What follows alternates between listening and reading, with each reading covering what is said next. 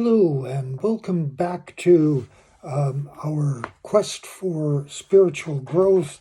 This is the second session of week 4 of our series. I'm a day late with this coming out. Tuesday, I was busy doing other things and just did not have time to do this video. On Monday, when we spoke, I presented some really tough questions, and I listed them. Pardon me. I listed them in the on the Facebook page. One of the questions that's really important. And I'd like to expand on it a little bit today. It has to do with our relationship with God. Does God just invent us and leave us alone to grow and develop and he just watches? Or does God every once in a while intervene in the course of human affairs, even though that means overriding our freedoms? Or some people like to think that God intervenes in their personal lives in a meaningful way. And that's difficult to answer. It's really difficult to answer. I find it easier to make an analogy. If I may, I'll expand on that. I am aware that in my gut there is a colony of bacteria living. I am aware of that, but I don't pay attention to those bacteria in my gut, unless, of course, those bacteria start to create problems. And then I take kaopectate or any other medication that's needed to solve that problem. I intervene in the lives of the bacteria living in my gut. That's one possible analogy. Another possible analogy is that when I look at my own life and I look back on it, it's easy to see things in reverse, easier to see things in reverse than it is to see in forward motion. When I look back on times in my life when something happened and it seems by chance or serendipity or just a fortunate encounter, but there have been a sufficient number of these things happen in my life that I get the feeling that somehow the deity is intervening in my personal life. Does that take away from my freedom to choose? Not a bit. I can always say no to God's messages. I can also always say, no, I'm not going to do this. I'm not going to follow this particular course of action. I'm going to do what I want to do. I do have that freedom of choice. When God made me, I think when God made human beings, he gave us not only the opposable thumb, but he gave us free will. Unlike any of the other creatures, a dog is a dog. That dog is as we train him to be. He has no choices. We do have choices. We can choose to live our lives differently than what we were raised to. We can learn to change. We can do all kinds of make all kinds of free will choices. It's up to us. And that's important for me to remember. Now, we come to the question of sin. Sin, to me, anything that separates me from right relations with God, well, really anything that separates me from right relations with other people, that to me is my definition of sin.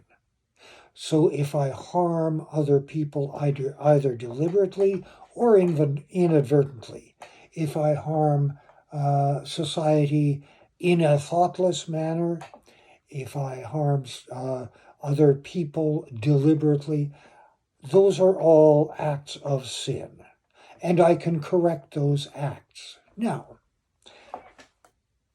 we have learned in our Christian communities that God forgives, and Jesus forgave. And if God forgives me, then what's the point of me trying to be good? What's the point of me trying to do better? And that's a difficult question to answer. Why do I want to make things right in my own life, knowing that in the end, God is going to forgive me? That's a toughie, and it's difficult for me to answer even for myself. But it's important that we ask the question, and it's important that we consider our answers, because those are questions, those existential questions are with us always. Some of us have the good fortune or the ill fortune to wake up at night dealing with these. 2:00 in the morning is a terrible time to wake up contemplating one's own life and so on, but that it happens. I'm going to read you a side note from the book that we're following, Jesus 24/7. This is questions like, this prompts questions like, why did Jesus live? And why did he have to die the way he did? And face it, why are we alive? What's our purpose here? And why do we have to die? We all will die. I know that. I will die. But why? What's the point? So, and did Jesus die for our sins? That whole substitutionary atonement thing that continues to bother me and a lot of other people who think. Jesus understood himself to have a unique relationship with God, and he was the Son of God, whom God sent into the world to call humankind back to God, and he presented himself as the divinely appointed destiny. While his humanity recoiled at the agony of the cross, he said, Father, remove this cup from me. I don't want to die. I don't want to die in pain on the cross. Jesus understood that this was his destiny. The years ago, the movie The Last Temptation of Christ explored that destiny, that choice that he had, where from the cross he realized he had the choice to say, no, he did not want to die this way.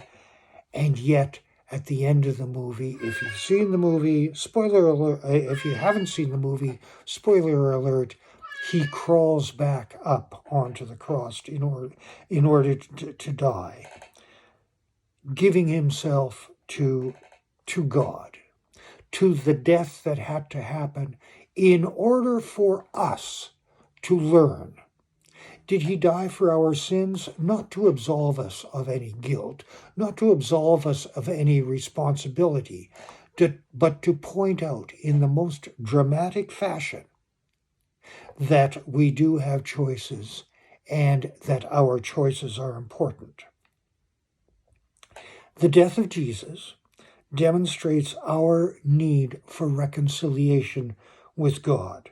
If Jesus is the Son of God, then the cross displays the height of human cruelty and the indifference that sin can cause. The death of Jesus also demonstrates the depth of God's love for us. God has always been giving to us. God sets up the universe with all kinds of rules, all kinds of laws, all kinds of, this is the way the universe runs, and it's our job to find out how the universe operates and to put ourselves into right relationships with those rules, with those laws, and we'll get along fine. Every time we make a mistake, as has happened so many times in the past in human history, mistakes were made, people run amok, and corrective measures have to be taken. The death of Jesus also constitutes the ultimate in human obedience to God.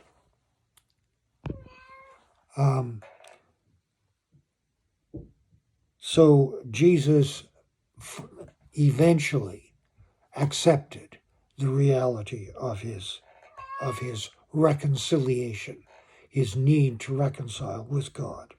Reconciliation is never cheap. It's painful, it's costly. Throughout history, the death of Jesus is a high price to pay for reconciliation, but really God is the one that makes most of the sacrifices for that reconciliation, giving us always a second chance up until the final forgiveness of everything. So deep questions that need to be answered in order for us to carry on. Thank you for being with us today, and I look forward to being with you next week, Monday, for Chapter 5. Thank you for being here.